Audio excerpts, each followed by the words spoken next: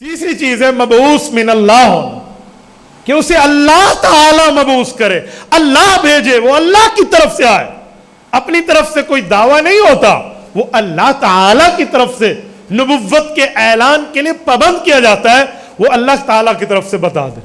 وہ نبی ہونا 40 سال میں نبی بتائے یا ماں کی گود میں بتائے جیسے حضرت عیسیٰ علیہ السلام نے بتایا، یہ اللہ کی مرضی ہے، وہ جب بھی بتائے۔ تو نبی اللہ کا بھیجا ہوا ہے۔ مرزے کو کس نے بھیجا ہے؟ مرزا انگریز کا بھیجا ہوا ہے، یہ مبعوث من اللہ نہیں ہے، مبعوث من الانجلیز ہے کہ اسے انگریز نے بھیجا ہے۔ اس کی کتاب اٹھائیں، ملکہ وکٹوریا کی تعریفوں سے بھری پڑی ہے۔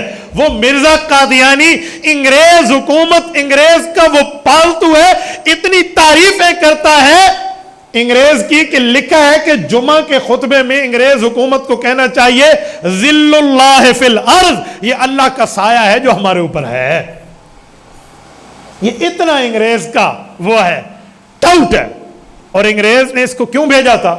کئی وجوہات میں ایک وجہ جہاد فی سبیل اللہ بھی ہے، کہ مسلمان موت سے نہیں ڈرتا نا، تبھی جہاد میں جاتا ہے، اور کافر موت سے ڈرتا ہے، اس لیے ہر کافر مسلمان سے ڈرتا ہے کہ یہ تو موت سے نہیں ڈرتا۔ تو انہوں نے مرزے کو بھیجا اور کہا ایک ہی معجزے کا اعلان کر دے، کہ وہ اعلان یہ ہے کہ جہاد منسوخ ہے۔ تو مرزے نے آ کے کہہ دیا میری نبوت کا معجزہ جہاد بند ہے، اور شعر میں کہا چھوڑ دو اے دوستو جہاد کے خیال، دین کے لیے حرام ہے اب جنگ اور قتال۔ یہ مرزے کے اشعار موجود ہیں۔ تو مرزے نے تو انگریز کی خدمت کی ہے، یہ مبعوث من اللہ نہیں ہے، یہ انگریزوں کا بھیجا ہوا ہے۔ تو تیسری شک بھی گئی۔